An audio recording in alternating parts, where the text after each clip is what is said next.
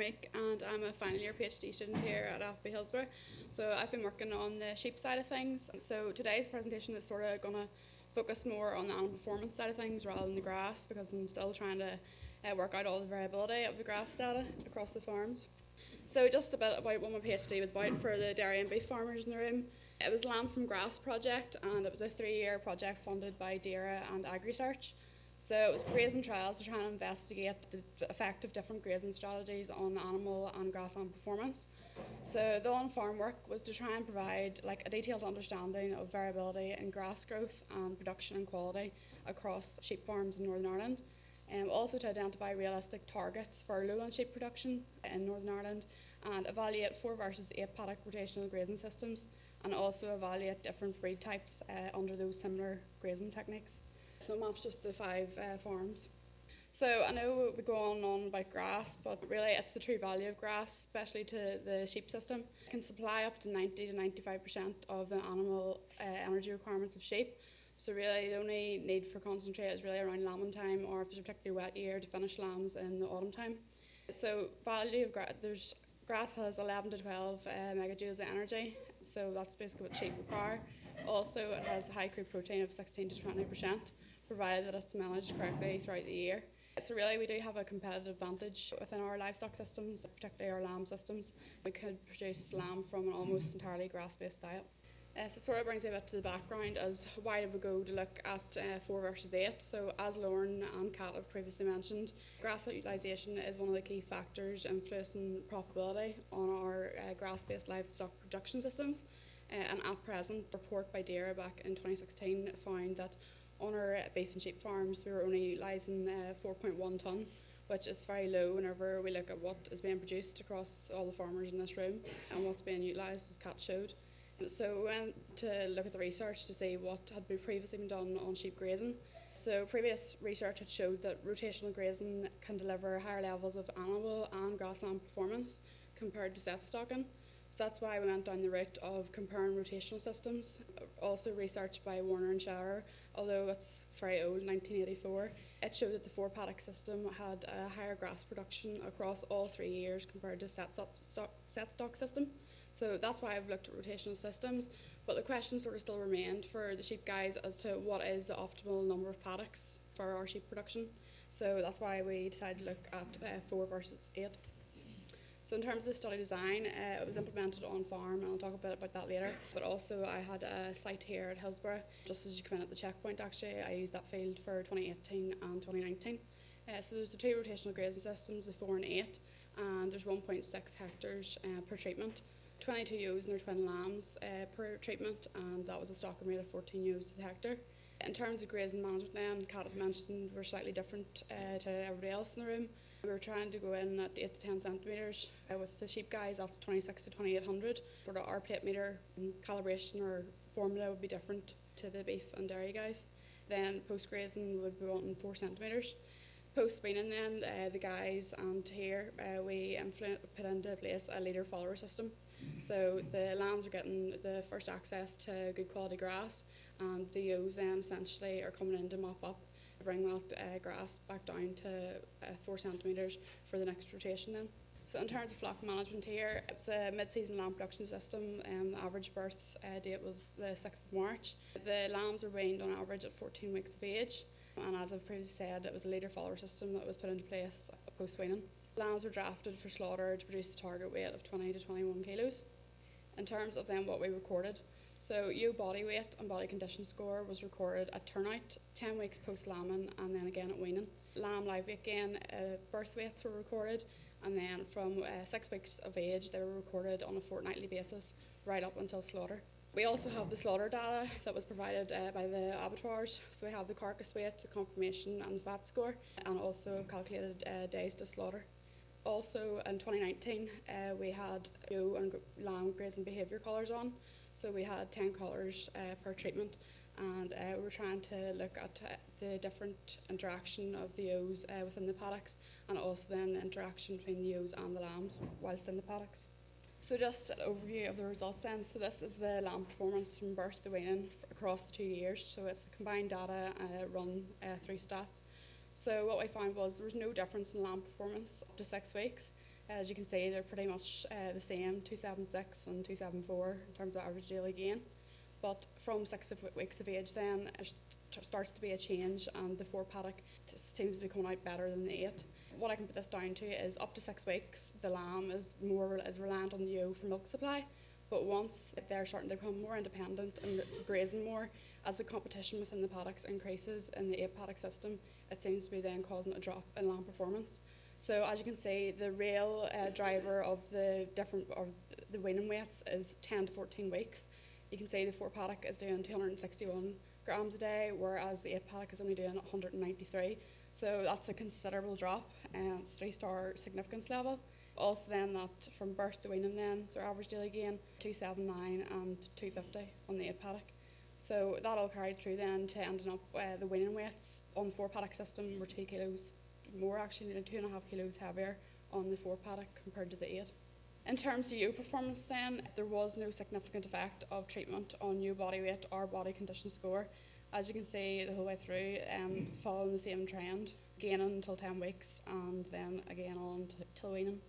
So then in terms of the carcass traits for the lambs, this again the 2018 and 2019 data combined. So the 4 paddock system, what you would expect from the performance figures that I previously showed, the lifetime average daily gain for the 4 paddock lambs was higher at 220 grams per day compared to only 187 in the 8 paddock. As a result then, the days to slaughter for the 4 paddock lamb, they were obviously off the farm a lot quicker, 183 days on average compared to 219 for the 8 paddock system. But in terms of the actual slaughter information, there was no significant effect on carcass weight, conformation, fat score, or kill out. But really I wasn't surprised by that because both treatments were being drafted at the same weights. So I didn't think you would see a difference in slaughter information. In terms of just looking at briefly at the grassland performance, so 2018 was a tough year with the drought. The average number of grazings is lower than this year. In fact, the animals were off trial for a week because just grass was not growing. Also, you'll notice that the heights tend to be a lot higher for 2018, but that's due to the stem was keeping up the plate meter. So I'm still analysing the plate meter versus cuts on that basis. In terms of this year, a lot better, a lot easier to manage as well. The average number of grazings 9 and 8 across the 2 systems, and really no difference really in pre-grazing or really post-grazing heights. So this is just the grass growth curve for this year. Sorry, I haven't included 2018. I maybe should have just showed just the effect of drought. But for 2018, across May and June, the growth rates were sort of range between 2 and 10 for like 4 weeks in a row. So it was really bad. This year, completely different story. You see, there's sort of a peak at the end of April, goes up for both systems, and again then towards the middle of June, there's another peak. And then as Kat and Lauren had seen their plots, once you go into the autumn period there, you see the growth starting to tail off. So in terms of just total production across the treatments, the 8 paddock did produce on average a tonne more across the 2 years compared to the 4 paddock system. In terms of grass quality then, so the dry matter, you'll see for 2018 that June and July was very high. There was a month interaction there, but again no difference in dry matter between the 2 treatments. 2019 then, a pretty consistent year sort of in terms of dry matter, no real peaks compared to the drought in 2018, and again no significant treatment effects. The same for crude protein. You can see that May and June there was quite a dip in 2018. That's just because any fertiliser that was put on sort of at the start of May, there's very little uptake because of the drought, and then we just didn't put fertiliser on because it wasn't being washed in, so it wasn't being taken up by the plant.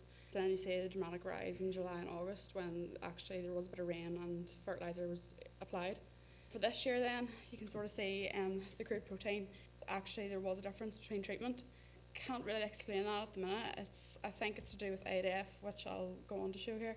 There was a treatment effect, not by much, but it was there. As you can see, it's only at a 1-star level, the significance. So ADF then for 2018, pretty consistent between the treatments. As you can see, no difference. Then when we look to this year, it does sort of look like the ADF is slightly higher on the 8 paddock system, but no significant difference in the ADFs. But I think that may have caused the sort of lower protein in the 8 paddock system. In terms of energy content then, in 2018, although the drought, we still were grazing good quality swords. and again no treatment effect on grass quality there. In terms of this year, still again good energy values, and again no treatment effect on the ME. So just a quick summary of the trial here then. Lamb performance was higher on the 4 paddock system compared to the 8, but there was no effect on carcass traits, no significant effect on ewe performance, and the 8 paddock system had higher grass production than the 4, and I haven't included utilisation figures, but the utilisation was higher in the 8 paddock system, and there was no effect on grass quality between the two systems apart from crude protein in the latter months of this year. So then just on to the on-farm, just to explain a bit about what the farmers have been doing in terms of the sheep side of things. So as well as the site here, they were also evaluating the 4 versus 8 paddock system, and they had the same pre and post grazing targets as myself, but they also included on the on-farm was they were looking at a breed comparison within the rotational grazing system. So they had 3 breeds. They had the Aberfield, the New Zealand Suffolk and the Meeke. So just a bit of background to why those were selected. So the Aberfield is more a maternal breed, so more for breeding replacements and laminies and good motherability. The New Zealand Suffolk was sort of a composite breed, so you're getting the maternal attributes there like laminies and litter size, but also you're getting good growth rates, so you're not being hampered. Then the Meeke was sort of included as a control. It's a terminal breed and it's more to do with growth. So just moving on then to the paddock size, just to give you an indication of what the paddock sizes were across the farms. So on average it was 1.19 hectares. One of the farms had slightly bigger paddocks compared to the others, but I think that's going to be important going forward to see the effect of the 4 versus 8, if there's any interaction between paddock size within the treatments. So then just looking at the grass growth curves, pretty standard really across the farms, sort of following the same pattern as my grass growth here. There's just one farm that is a high spike there, sort of at the end of May, so I'm assuming that was fertiliser was applied. So in terms of grass quality across the farms then, so this is the dry matter. So as you can see, it's sort of stayed relatively consistent. It's been a consistent, really sort of wettish year, and really little variation between the farms. As you can see, the error bars are quite small. When we looked then to crude protein, a bit more variation between the farms, which is what you'd expect depending on fertiliser application dates and uptake. In terms of the ME though, sort of remain consistent, and as you can see, the error bars, you can't really see them.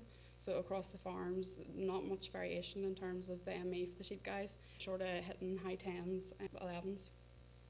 Then moving on to the water-soluble carbohydrate, as you'd expect, it's sort of all over the place. Sugars are sort of unstable, and the error bars indicate that there was a wide variation across the 5 farms. Looking at the ADF, as you can see, it starts off good at the start of the year, but as grass growth sort of starts to peak, the ADF's starting to rise, so the grass is starting to get a wee bit more reproductive and getting maybe a bit ahead. Okay, so just looking at the results then for the 4 versus 8, so this is the 2 years combined across the 5 farms. So it's looking at the average daily gain to 8 weeks and the average daily gain to 12 weeks. So our 8 weeks is in the green bars and our 12 weeks is in the blue. So as you can see, there's no real difference across most of the farms. The only thing I'd like to highlight is GC39. There was actually a significant difference at the 3-star level in the 8-week weight. So that's the green bars. The 4 paddock came out better. Then again, this followed through actually to the 12-week weight, although it was only at the 2-star level, but it's continuing through. So then if we move on to the weaning weights, this has carried through for GC39. The weaning weight for the 4 paddocks is 34 kilos compared to about 32 on the 8 paddock. So that's sort of similar to what I found here at Hillsborough. There was a 2 kilo difference in the 4 and the 8. Oddly, although if we go back, you can start to see it on GC37. If you look at the blue bars, the average daily gain at 12 weeks, it is starting, you can see there is starting to be a difference between the 4 and the 8. And then when you come to weaning, you can see that again there's a 2 kilo difference there in favour of the 4 paddock system. So I mentioned that we looked at breeds as well on farm. So this is the same, basically the 8-week and the 12-week, and again the same coloured bars. And as you can see, there was no difference across the breeds across all the farms. So to me this is sort of a positive situation, because it means that the picking for like maternal breeds and farmers that want to keep their own replacements, they're not actually losing out on finishing those lambs for slaughter. And again, then when you look at the weaning weight, no difference within farm. There's a lot of variation across farm, but again, like that comes into variability of ewe type, probably play a significant factor. And that's really me. Thank you for listening to me. And if you have any questions.